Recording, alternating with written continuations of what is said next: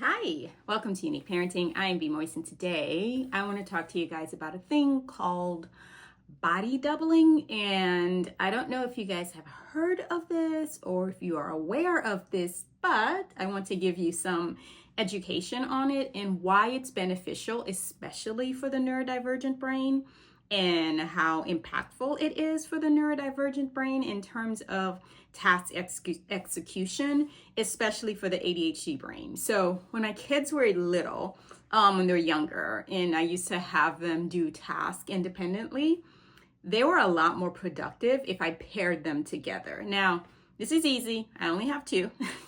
So most of the time I was pairing them anyway.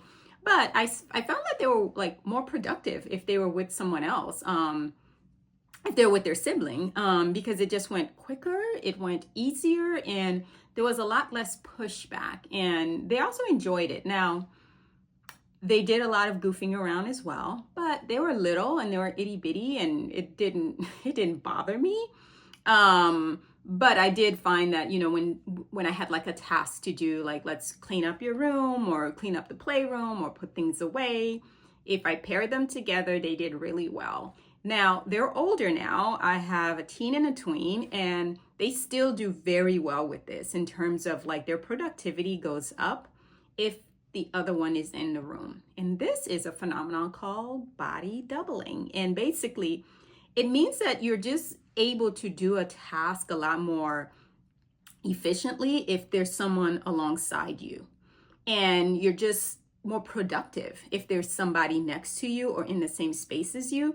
And sometimes body doubling just can even be with someone on the phone, right? Like if you ever notice, like if you're talking and you can do more things. Like if I'm on the phone with my mom, like I'm doing other things, I kind of am more productive, but not distracted, because that's different.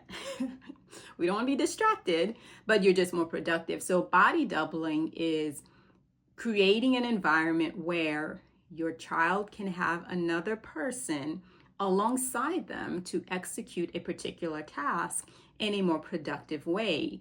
And if you are wondering, well, what does this look like day to day? It's basically anytime there's another individual in the room, they're more likely to be more productive. And that may lead you to think, oh, is that why my kid prefers that when they're doing homework, like they're downstairs in the middle of the chaos? Like, yeah, sometimes it's just having someone around. Now, I've spoken about this in learning differences.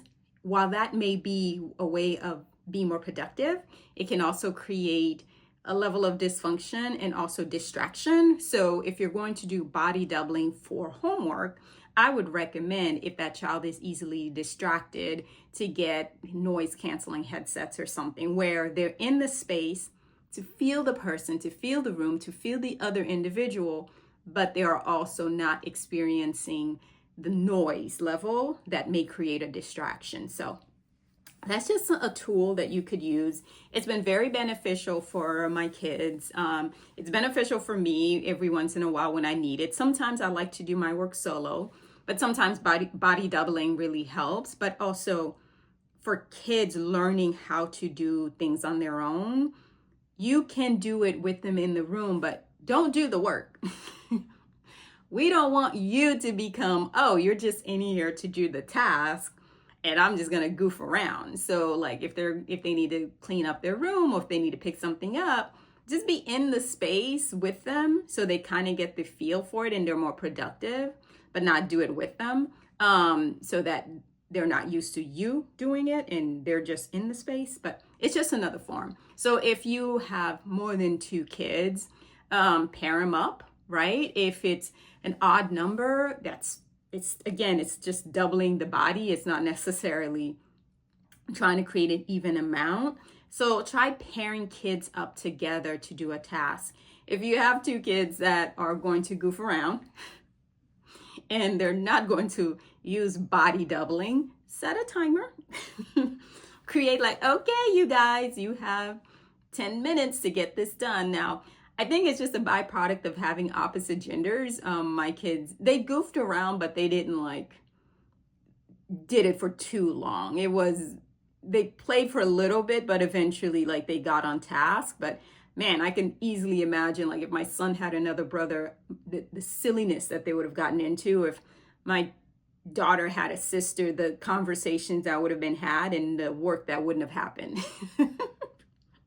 I'm just saying based on their personality. Like if that's just my assumption, but who knows? But so anyway, just if doubling them up may create a positive, like a negative thing, then create a time frame for which the task to be completed instead of just allowing them to goof around for a few hours and not getting the tasks done. But look into body doubling, very effective. If you're going to use it for homework time, make sure it is a distraction-free body doubling situation where you eliminate external distractors such as noise or something like that.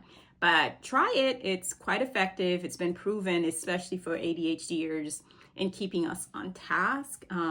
So try it. Can't hurt, right? So in the meantime, I want you all to enjoy your unique parenting journey with your unique child.